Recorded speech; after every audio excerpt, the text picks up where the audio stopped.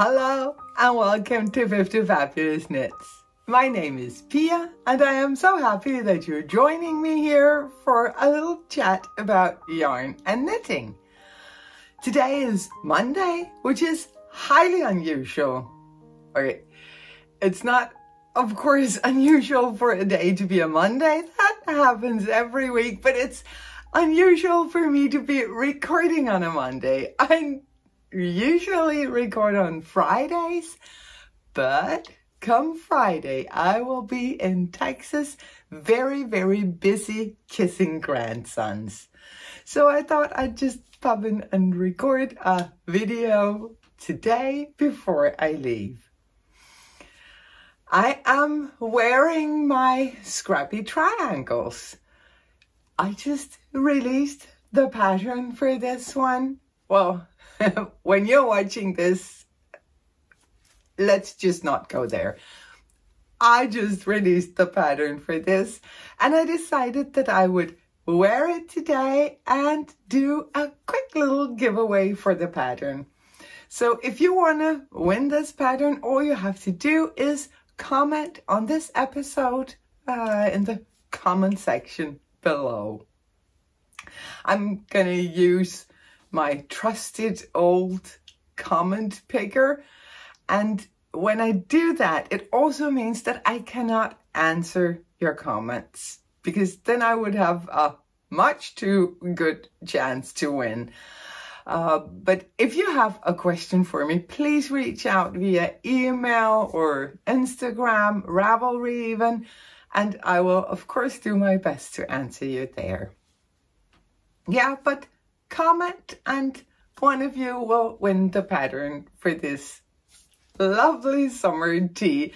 I wear mine on all the time, but yeah, it's probably going to be too hot for Texas, right? Anyway, I have 2 finished objects this week. I finished my summer shawl and I even named it. It's called Skærsommernat, which means midsummer night, because it is inspired of these long, wonderful nights that we have in Denmark in the summer. It's inspired by the colors of the sky and the ocean, and it is also the result of my effort to try to make a beautiful shawl with just 1 skein of hand-dyed fingering weight yarn, because I had this beautiful skein and I really wanted it to shine. So I added some mohair and I really think that the yarn shines. This is yarn from Dream in Color yarns. They're Jelly Base, which is a fingering weight merino, and it's the colorway Billowy.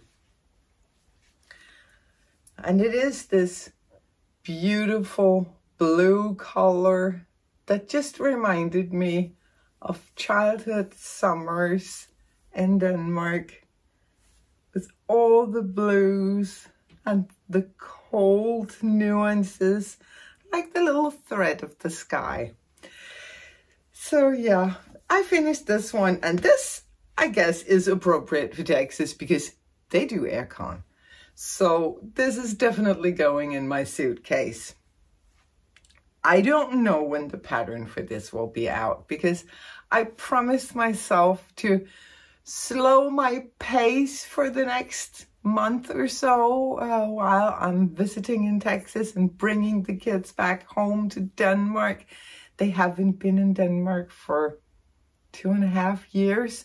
So I guess I'll be busy, and I don't want to make a lot of promises that I can't live up to, but the pattern is coming for sure, because I learned that I'm not the only one with these single skeins of beauty where you just, it's so pretty. And of course you can use it in a scrabby project or for a blanket or a part of a colorwork yoke. But yeah, I really wanted something where my single skein of beauty could really shine. So, Skærsommernat. I also finished my Mix It Up tea. It's still a little damp, but I'm gonna hold it up anyway. And for this one, I added the ribbon. Well, it's not really a ribbon. It's just, I just tore out a strip of fabric. But I really like the look of it together with the white yarn. And yeah, I didn't weave in my ends. Of course I didn't weave in my ends. I mean, make me. But yeah, finished this one. And I am really looking forward to using it. I think I can get away with this one in Texas. Of course, it's knit in wool. It's knit in Drops Baby Merino. But I guess it's still light enough that I can wear it over there. And I'm a little afraid to just twirl it around too much because it is, as I said, knit in Drops Baby Merino, and that has a tendency to grow. I mean, all superwash yarns will grow a little bit. This one grows like there's no tomorrow. So I'm being a little careful with it until it's completely dry, then it'll be fine. The pattern for the Mix It Up is available on Ravelry and in my own web shop, and I will of course link it in the description box below, where there will be links to everything that I talk about in this episode. Obviously, when I finish 2 things, I get to do a cast-on party. And I did. I did a cast-on party.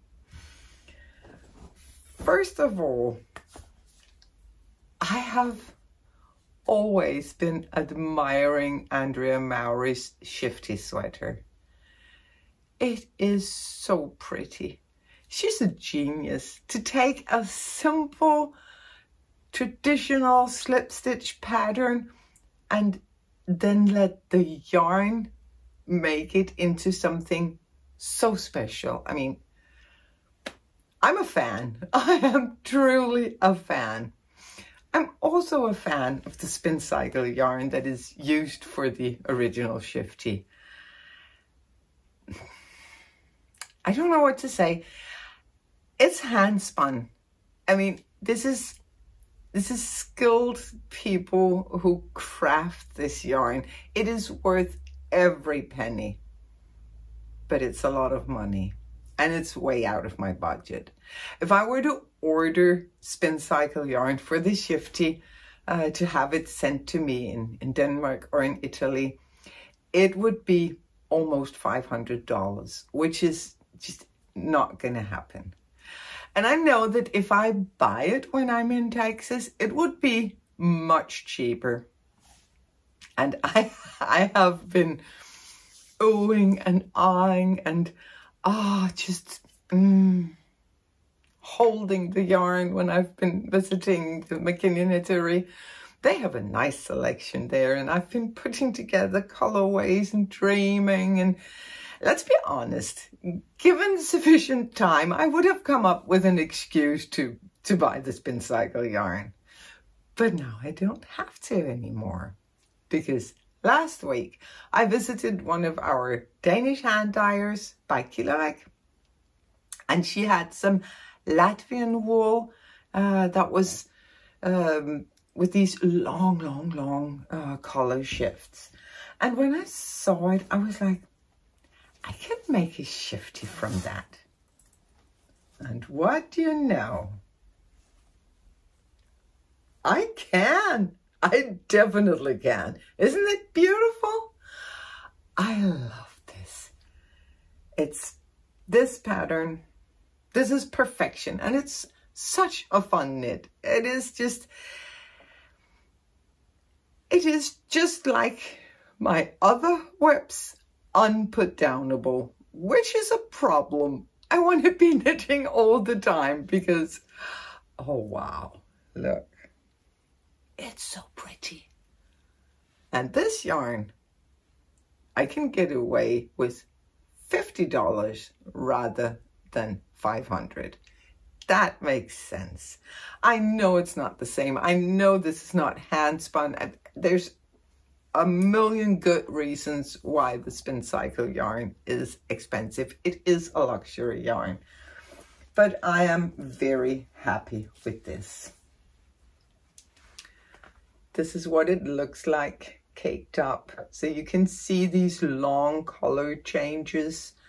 And I do manage my yarn a little because there are parts here where there's very, very low contrast. And then I'll just break the yarn, spit splice it together, and yeah, be on my way.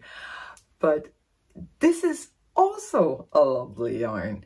It is, it's a rustic wool, and it's very rustic. Like, this is, I guess, the closest you come to the sheep. If there were color changing sheep, this is what they would look like, I guess.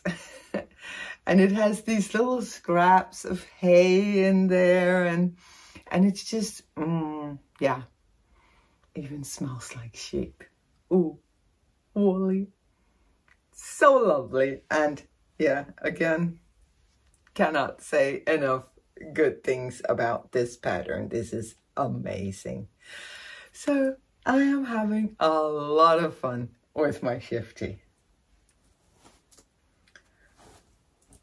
I also cast on a shawl because for summer, I always knit shawls in summer. I don't know why. Maybe it's because I don't want to be knitting a big sweater that I can't. I don't know. But anyway, I wanted to make a Mini Max shawl. Same pattern as my Mini Max blanket, the one with the triangles knit in long panels. I'm going to do exactly the same with the shawl, just at a much tighter gauge and without the mohair. And then I picked out 3 colors, only 3, to give it a more, I don't know, wearable look. This is much easier for me to wear than if it was multicolored. I would like to see it knit up in a multitude of beautiful, vibrant colors, but I'm never gonna wear that. But these are 3 of my own hand-dyed yarns, all on my Solstrife base, which is heavy fingering. Some of them are the rustic, the non-superwash, and some are superwash. And actually, this is superwash for sure. I think these 2 are the rustic, the non-superwash. It's just these little mishaps, imperfect skeins that I then set aside for my own pleasure. And yeah, I'm using the colorways Storpjern, Vesten for Månen, and Good Luck. And yeah, as I said, I wanted a project for summer that was small, portable, easy, preferably garter stitch, that I could just work on while doing all the great summer things. So this was, I mean, this project really ticked all the boxes for me. But now I'm dropping stitches. Okay. Do you see what's wrong with this picture? Because I didn't. Not until it was too late. If we hold it up close, I'm sure that it's obvious to you that here, when I was supposed to change to this type of triangle, I just kept knitting straight. I have no idea why I did that. It just happened, as things do. And it wasn't until the next day I was like, why is it? It looks so wonky. What's wrong with this? Yeah. What's wrong was this. And at first I was like, okay, I'm just going to rip back. It's no big deal. I don't mind ripping back. So I was getting ready to do that when I decided, no, I'm just gonna wait, because maybe I can actually use this as a design element. So I could do another stripe up here, knitting straight between two triangles, and just make the triangles dance a little. I don't know. I'm gonna give it a try, and if it doesn't work, then no big deal. I'm just ripping back. But for now, I'm having fun.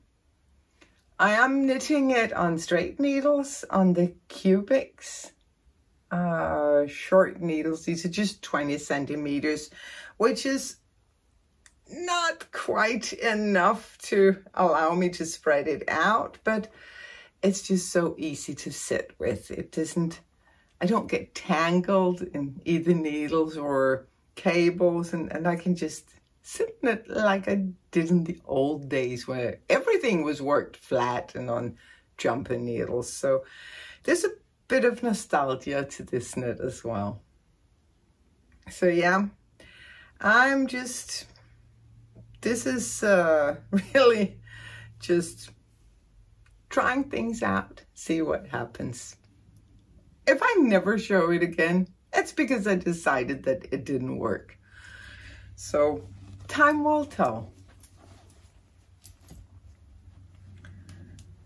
And I have one more cast on. I mean, with two things on the needles, and me having knit more or less monogamously for quite a while, I deserved a lot of new cast-ons.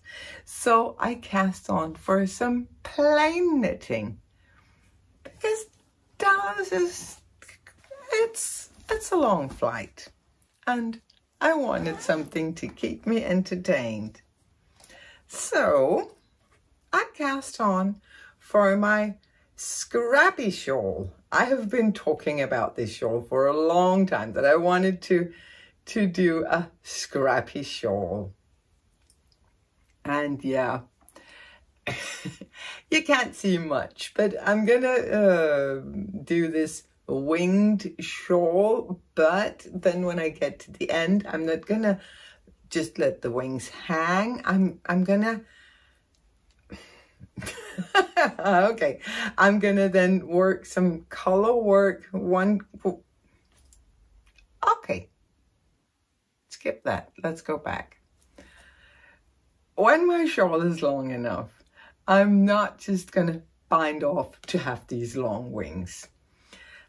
Instead, I am going to work some one color lace over half of the stitches, so that I will end up with a shawl that goes something like this, and then with a square of lace to finish it off. I'm not sure that made any more sense than my first try, but anyway, I'll show you.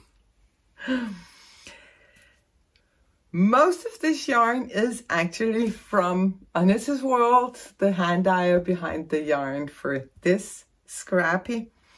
When I finished knitting this, I had used up almost all of the black and quite a lot of the white, but I had a lot of the pink left and almost a full skein of the grey. And I love this grey. This is what I'm saving for the lace square at the end, because this is so pretty. This is the colorway Shadow, and this is called Flowers in My Garden. Then I have some scraps from my Wrapped in Memories, also from Knitter's World. Quite a lot of those. And then I have some of these, as I said, mishaps, misfit skeins of my own. And yeah, this is fun. I even have the very, very last bits of the skein that I have been using in so many different projects. The Boromir from Birk and Bow. The very last scrap is going to go into this one. And also here is not a lot, but a scrap from some yarn that I bought in Texas the first time I visited the McKinney Knittery. This is the yarn that went into my Texas tee. It's from Chasing Rabbit's Fiber, her single merino in the colorway Bog. And even the teeny tiny scratch of the main color of my Texas tee. This is from Mule. Is it just Mule Fibers? I should be able to remember this. But yeah, beautiful, beautiful silk merino blend in the colorway Midnight. See, I remembered that. Yeah, so there's all sorts of different little scraps in here, and I am knitting away, having so much fun with it. So that is definitely going to be my plain knitting, even though I will say a scrappy project is not the obvious choice for plain knitting, because it just seems to take up a lot more space than if you were just using a single skein and just knitting away on that. But yeah, maybe I can sort through it and pick out a few colors. But then again, how much do you knit in these 8-9 hours? You never know before, and it would be terrible to be caught on a plane without yarn. That would not be good. So I think I'm just gonna make space for everything. We need our knitting, right? I'm probably also gonna put it on some shorter needles. A lot of you have asked me about needles on planes. Really? I'm sorry. Misa just went for a walk to yell at someone.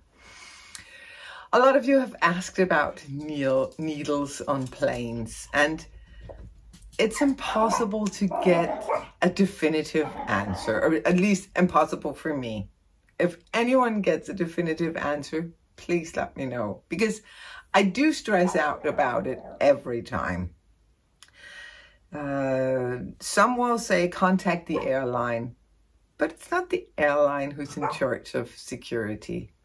Then they say ask security, and security will tell you, well, that's actually up to the officer who are there. So just to make sure, because I know of people who have traveled with their metal tips, even loose needles, and gotten away with it, but I always use wooden or bamboo needles. And I usually also use my Lugger needles because they're short tips. So they're like this. I think they look less intimidating, less like a murder weapon. Yeah, so I'm probably gonna change to my Lugger needles before boarding the plane, just to make sure. Because again, being caught on a flight that long without your needles, horrible. I got a really good tip from a viewer once. She suggested that I took off my tips and put them in a pencil case together with some pens and pencils, and they would not attract any attention. So I often travel with an extra set just in case the one in my knitting gets taken away. Then maybe I can just put it on the other tips that I keep with my pens and pencils and stuff. Yeah. I mean, it's crazy, but I think that you guys know what I'm talking about. Other people are like, what? So they take the needle and then what? You have so many needles. It's not about them taking the needle. it's about them taking away my opportunity to knit for several hours. Yeah, a bit crazy. That was it for my knitting. 3 new cast-ons and 2 finished objects. I'm gonna do a podcast recommendation. And since I'm going to Texas, it's only fitting that this week's podcast recommendation is Pearled in Texas. Pearled in Texas is such a wonderful podcast. It's these 3 Southern ladies who show their knits, as we do. But what really draws me to their channel is that they have this, you can just tell that they're really good friends, and they have a party when they record. You're invited. So if you're into that kind of podcast with like really good friends who has a good time and invites you in to join them, you should take a look at Pearled in Texas. I will link their channel in the description box below. I really enjoy listening in, and also they sometimes will give me an idea for, oh, is it that hot in Texas? Then maybe I pack fewer sweaters, stuff like that. So yeah, just an idea if you want to check them out. As I said many times, I'm going to Texas and I am excited. I'm going over to kiss my little grandsons and my oldest son and my beautiful and amazing daughter-in-law. And the best thing about this trip is that when we go home, we get to take them all with us. They're coming to Europe. First, they're going to spend some time in Denmark, catching up with friends and family, and then they're going to go with me and Peter to Italy to spend some time with us there before they have to go back home. So yeah, I'm so excited to go there. I can't wait. And I already set up an appointment to meet up at the McKinney Knittery with a couple of Texas knitting friends. So if you're in the Dallas area and you don't know what to do on May 25th, then come join us at the McKinney Knittery. You can always reach out because we haven't set a time yet, but should you be in the area, please reach out because it would be so much fun to meet up. And the McKinney Knittery that's a destination shop. You want to travel for that one. It's a lovely, lovely yarn shop. And I think I'm going to end things here because Miss is really, she's running from door to door. I don't know what happens. Maybe someone's coming and I haven't noticed. Anyway, I'm going to end things here. I will hope that you have a wonderful week. Remember, if you want to enter for the giveaway for this pattern, comment below and I will draw a winner next week when I publish my Danish episode. So you have a full week to comment. Take care and happy knitting.